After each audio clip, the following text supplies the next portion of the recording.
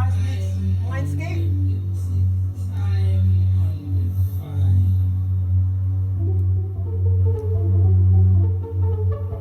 You think about Pascal device meets Mindscape.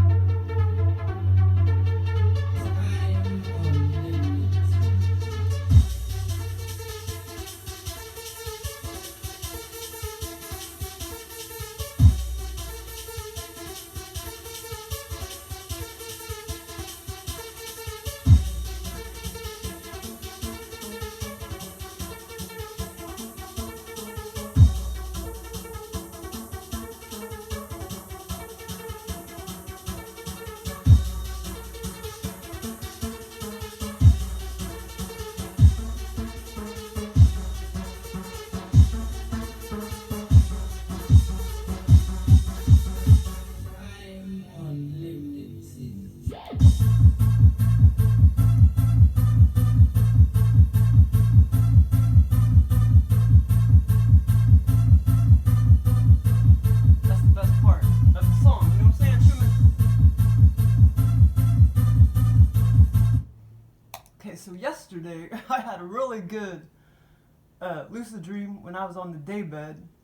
Well, that's because the past 2 days I was like really dizzy and really like low blood sugarish. See, today I wasn't. I felt really good today. So yesterday, I mean, I did eat, breakfast or whatever, but for whatever reason, I still felt very low blood sugarish at around 11 o'clock. So I conked out on the daybed from 11:40 to like 1:40 for 2 hours. And so Joel basically gave me this experience because I already had, driving on the ice on the brain. That was before we got the snow, but I already had that on the brain, like driving on the ice and driving on the snow and stuff. So the experience started out, this familiar street over here, and I was like driving really, fast, like normal, and I'm like, wow, I can't believe I could drive this fast and not slide. So I was driving like normal, 25, 30 miles an hour, when normally, down that street, if I know it's gonna be slick, then I drive about 10 miles an hour. But yeah, so I was driving like really fast down that street over there by the I keep wanting to call them sheep, the goats, where the goats are, and that leads into the nicer neighborhood where those nicer houses are, and like I don't know where was I going. I don't know if I was going to the store. Well, I can't remember that part. I don't know if I was going to the store or whatever, but I just wanted to test out the street. I wanted to drive down the street. I knew I could do it, and not slide around. And so I drove down the street like pretty fast, normal speed limit. And then, no, I guess I was going down the street to like walk my dog. I was driving down the street to walk my dog, which really makes no sense. But so I drove down the street, and I went past, like some of those fancier houses on the left. I got out of my car. And this is funny. In the scenario, I had this reddish brownish dog, and it was about a medium-sized dog. It was what are those dogs called? Those really large dogs? Not a Labrador. Oh, golden retriever.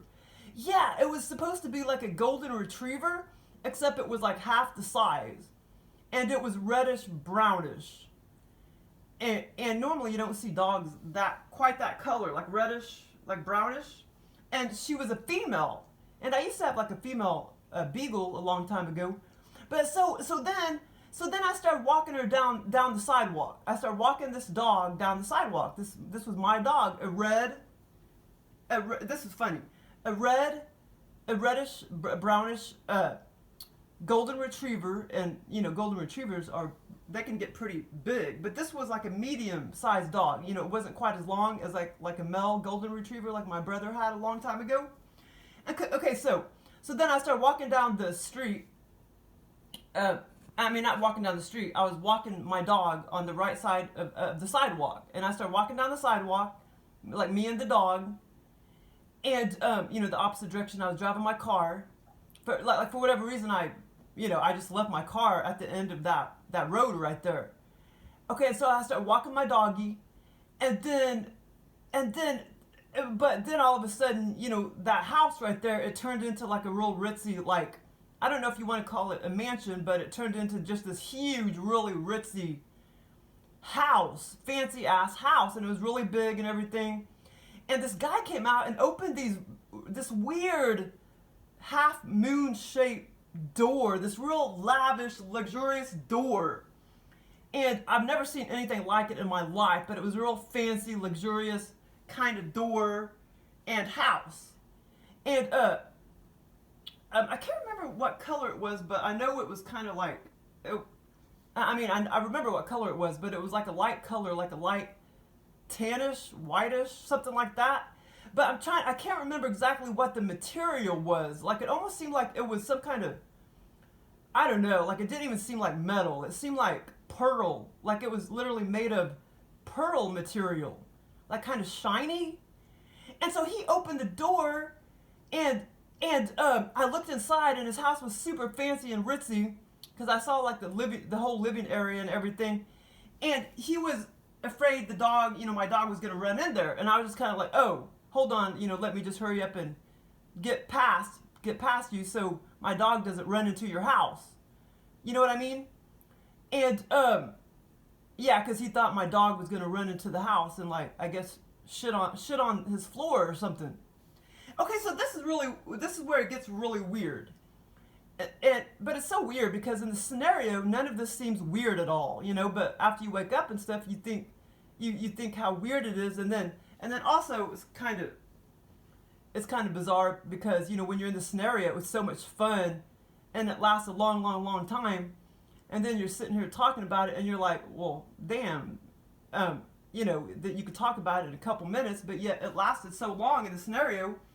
Okay, so this is where it gets weird. So then after we walked, we were walking past, we were walking in the direction of where the goats are, back towards like my house. And that was on the right side of the street now, because, we were walking, in the opposite direction that I first started driving. And when I first started driving down that street, that one older house with all the goats is on the left side of the street. So I started walking, and I don't know what, the dog didn't have a name in the scenario, but it was female.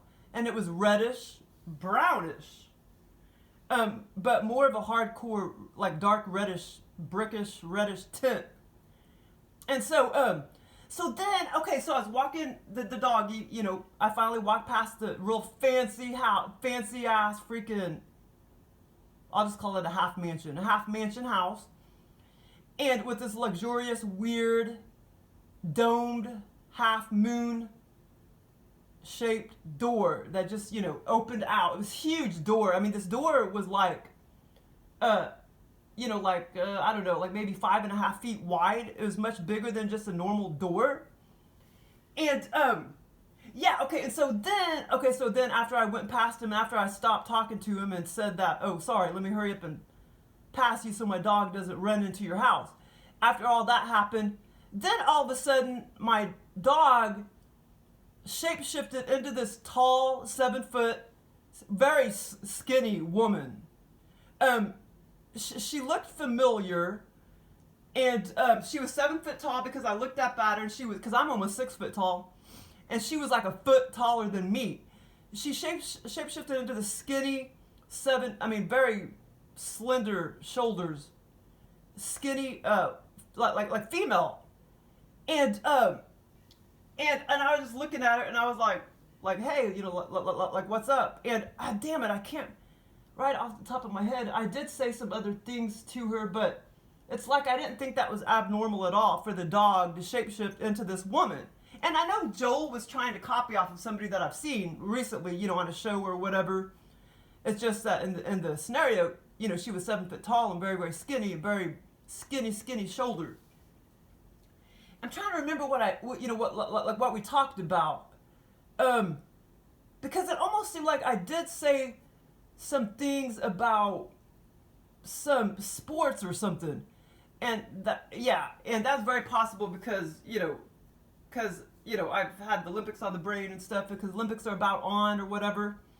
Yeah, I think she was supposed to be in some kind of sporting event, and I did talk to her about some kind of sport or something. But that's all I remember. But I know we did talk about that, and yeah, that's what it was. But something specific that I can't quite remember what sport or whatever. But actually, you know what? Joel could have been copying off of a long time ago when I watched the Olympics. A long time ago.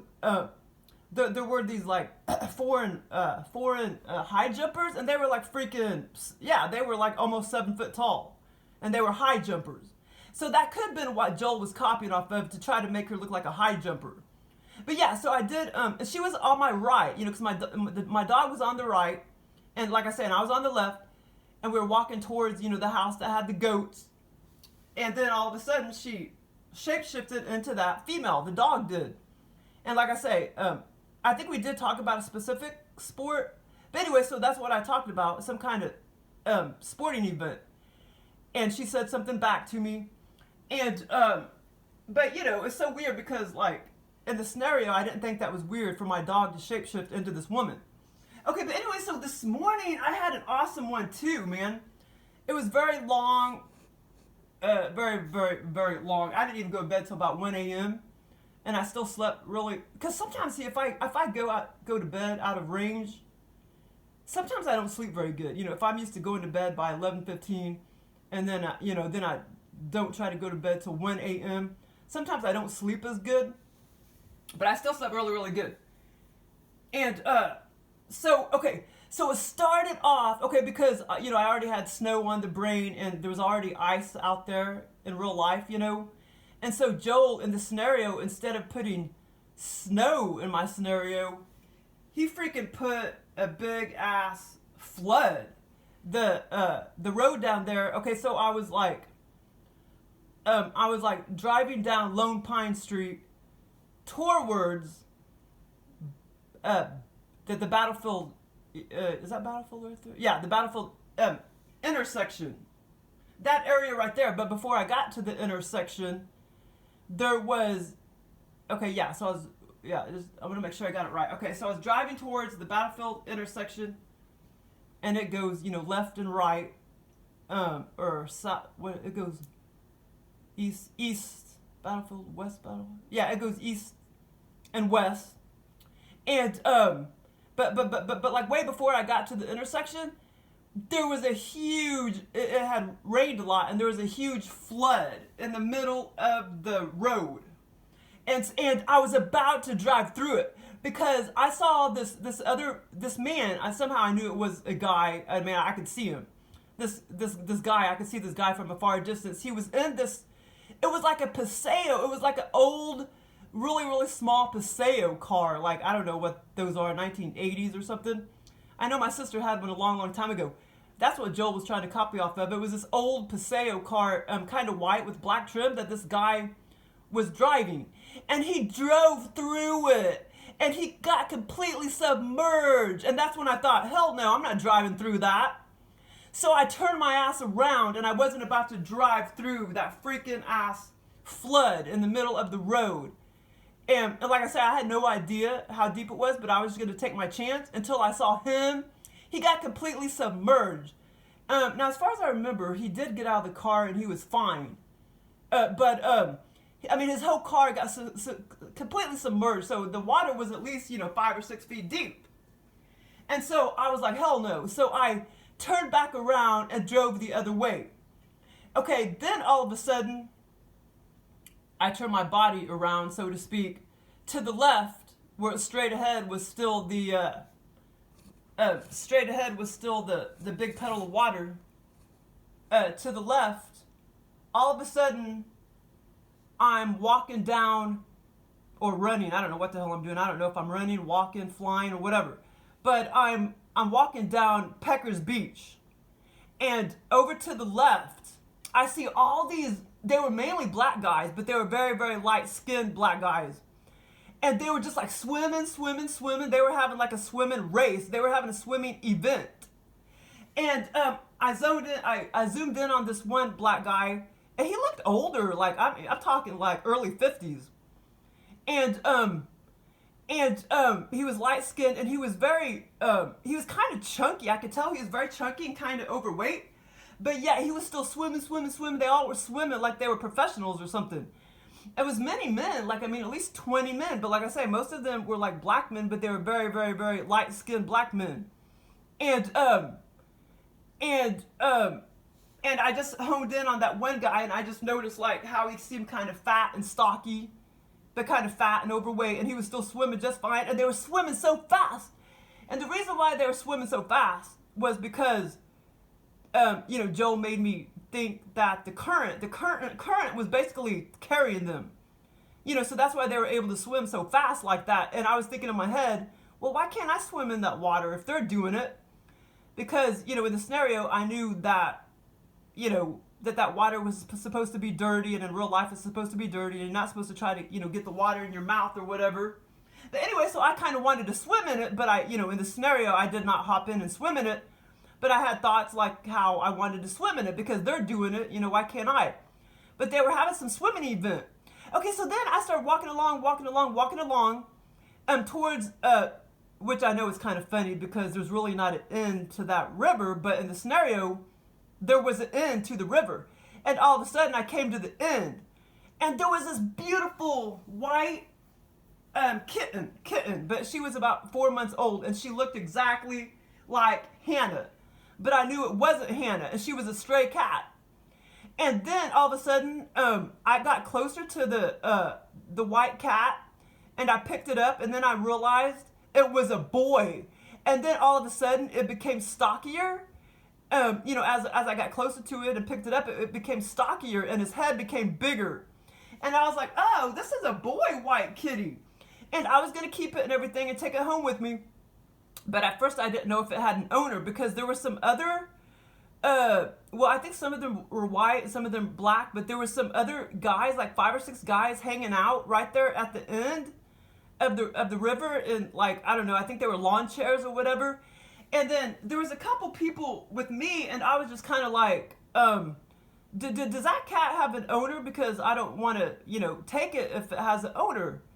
And there's, like I say, there's a woman with me, and she was just kind of like, I don't think so, I think it's a stray. And then it's like I went up and asked the men, and that cat definitely did not have an owner, so I was going to go ahead and keep it. But it was just a beautiful white cat. But like I say, first it was like Hannah, and then it changed into a boy, a different kind of cuter cat, because it changed into a boy. And it was a very young cat, but not 2 months old. It was more like a slightly older kitten, like 4 months old. And it was just like sitting over there, at the end of the river. And like I said, I was going to go ahead and take it home and everything. And then all of a sudden, I turned back around and I went back over to the end of the river. And there's 5 or 6 more stray cats. And they all seemed kind of young. A lot of them were brown, light brown. And they were just kind of, one of them was reddish brown. And they were just kind of sitting there all in a little clump. And it almost seemed like they were kind of sitting on top of a little grassy area. And I was just like, wow, these cats, I realize, they're strays, but I know they're being taken care of because people, if they would go hang out at the end of the river right there, they would feed them. So I knew they were being taken care of. But I was going to go ahead and take the white cat home. Okay, so then, after this scene, I went back, I walked back to the flooding area of that road. And all of a sudden, this guy pops into the scene, and we start talking, and he needed a place to stay. And I know Joel was trying to copy off of that guy. He kind of looked like that guy that was in that Netflix show, Woman Across the Window or whatever. And all of a sudden, and he was saying like, oh, well, I know that water is only like, the middle part of the flood waters. He said it was only like 2 feet deep or something like that. And I'm like, no, I know that he was trying to argue with me, and I was just like, no, it has to be way deeper than that because that whole car got immersed underwater, so it had to be deeper than that. But he was trying to tell me that the middle part of the floodwaters was really only 2 feet deep. And I'm like, no way, it was not. So then, this is kind of funny. So then the scene jumps to back at my house, and he's at my house because he needed a place to stay for about a day. So then he went to my bathroom where the turtles are, but in the scenario there was no turtles whatsoever. And he took a bath. And after he left, which I don't actually remember seeing him leaving my house, but after he left and everything, I was like, okay, I need to go back in there and clean the bathroom and everything. And I noticed how, you know, he did throw the towel on the floor, and I looked at the tub and there was like some kind of light, like brownish, reddish, dirty puddles of, dark grayish puddles of water in the tub. But I was just kind of shocked because I was like, wow, he didn't really trash my bathroom like it wasn't as messy as I thought it was going to be. And I was like, okay, all I got to do is just clean the tub and then, put a clean towel up. I was just shocked that he wasn't messier than, I expected him to be. So he really didn't trash my bathroom as much as I thought.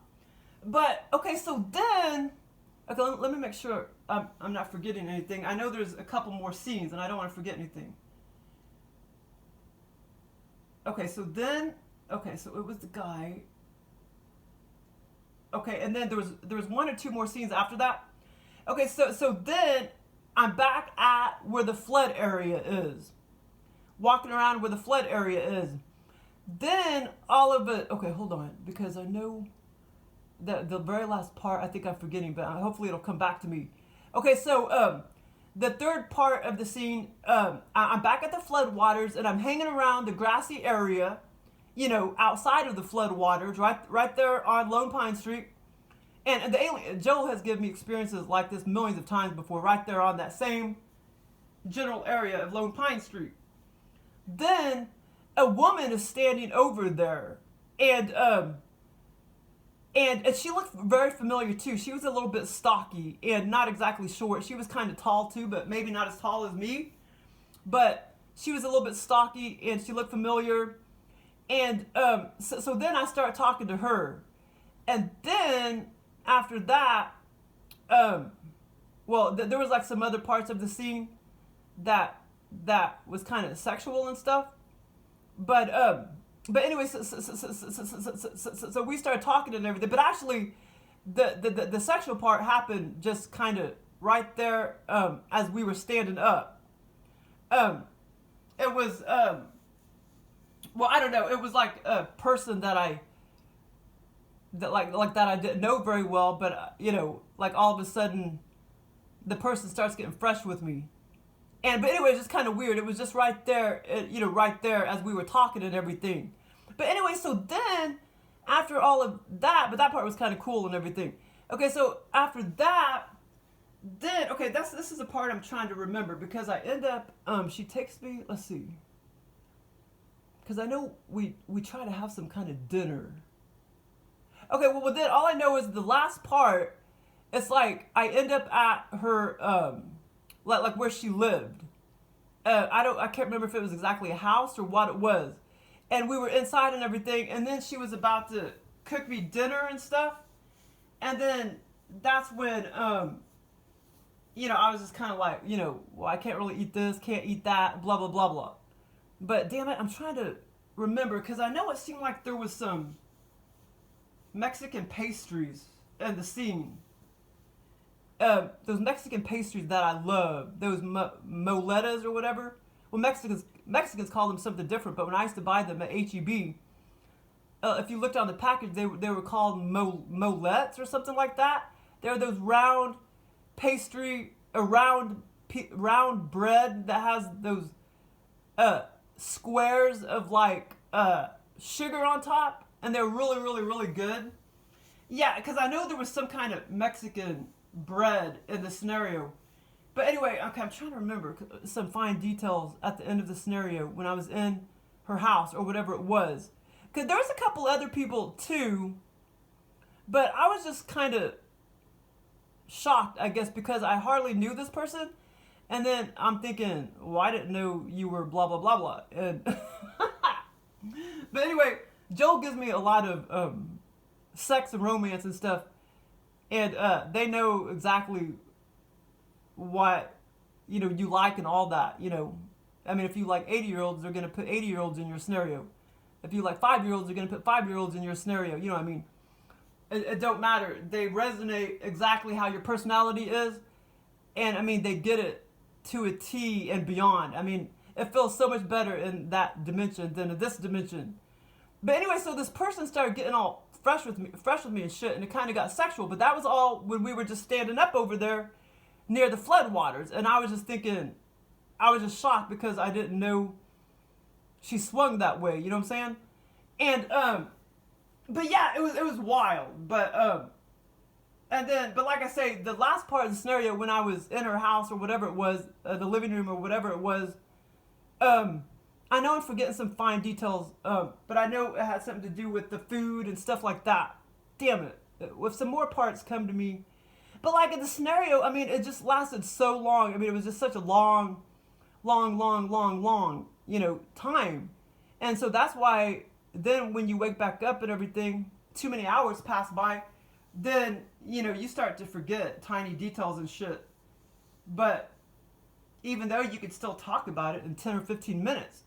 But I know if any more comes back to me, because I know I'm still forgetting some stuff at the end, you'd think I would remember all the stuff at the end, but I know I'm forgetting a few stuff. But I know it has something to do with all the food and stuff, and, you know, some of the conversations and stuff. But anyway, but it was fun. I mean, I was just like, wow, I can't believe I got something this... I mean, it was fun. I'm glad I got something good because I went to bed out of my range, because I went to bed at 1 a.m. Okay, well, it's dinner time. I gotta go eat. Thanks for listening. But yeah, let me think if I could remember. Swimming. But anyway, it was just amazing. The swimming, watching those guys swim. Like, I mean, I bet they were going like at least, you know, 28, 30 miles an hour. You know, you can't swim that fast. You know what I'm saying? But yeah, it was pretty cool, man. Okay, well, thanks for listening.